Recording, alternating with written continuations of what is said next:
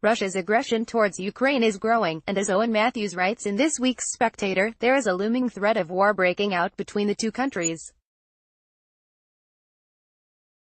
But the Kerch Strait confrontation also poses a question for Britain. How well equipped are we to deal with this new style of warfare invented by Putin and being adapted by China, North Korea and Iran?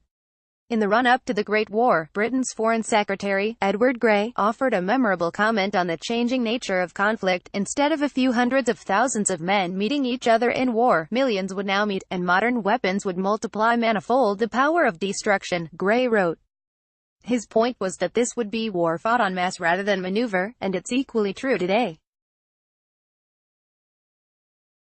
Even the Russia-Ukraine war has an impact in Britain. If you are one of the many private pension holders in UK whose funds were invested in and controlled by oligarch Oleg Deripaska, you will have been hurt by sanctions on him, causing a huge share price drop.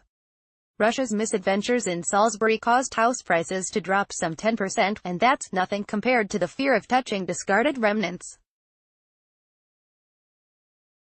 We are now in a new era of state-on-civil conflict where the potential victims are individuals, personal security and our national way of life. This is well short of a military war and even Putin's hybrid warfare, but events are clearly moving in that direction. Where are our instruments to respond, short of military action? Is democracy itself inhibiting our national ability to protect our democracy? We do have some national apparatus to help. The intelligence and security services have fast access to government. The National Security Council provides assessments, preparations and ideas on responses. But it is not in command of those responses. COBRA is a crisis management facility which, against the strength of individual ministers, lacks a command capability. Its weaknesses were exposed by the chaos of the Somerset floods in 2014. By contrast, Putin has a bunker in Moscow which commands 48 instruments of state power. He can direct supersonic overflights, no flights today, a cyber attack on credit card transactions, no supper tonight, and anti-government demonstrations, no through road, simultaneously against one nation, all supported by fake news disseminated by the state-controlled broadcasters RT and Sputnik. We must respond carefully to the threat of this behavior. Information plays a big role. Look at the success Bellingcat has had, for example, in establishing the truth around incidents in Russia and Ukraine. By contrast, it took the Joint Investigation Team 4 years to confirm that MH17 was downed by a Russian missile.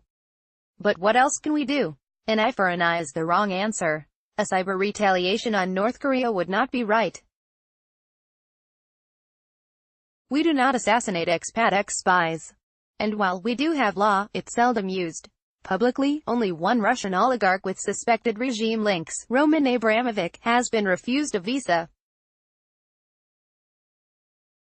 Just one unexplained wealth order has been issued. The U.S. has recently been arresting Chinese spies. Are we ready to do likewise? The private sector must also catch up. The National Cybersecurity Center, part of GCHQ, says that 2/3 of FTSE 350 companies are untrained on how to deal with a cyber attack. The social media giants are being agonizingly slow in dealing with politically interfering state-sponsored activity. The international diplomatic response to the Novichok attack was excellent, as was the exposure of the bungling GRU in the Netherlands. But the West has been weak over China's grossly illegal military island creation in the South China Sea. There are military response options at our disposal. Cold War submarine activity has returned to the North Atlantic, for example. We must let them know we know everything they do. Illegal military overflights need to be confronted without fail. Electronic and cyber warfare against our troops in Estonia must be met with strong countermeasures. So how best can we combine the power of Britain's political, military, diplomatic and civil instruments to see off our enemies?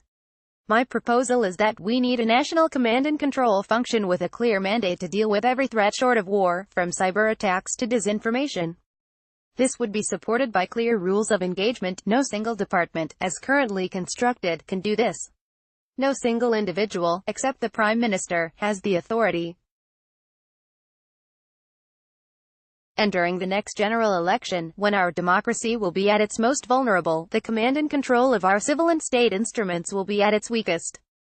James Burnell Nugent was Commander-in-Chief Fleet of the Royal Navy from 2005 to 2007.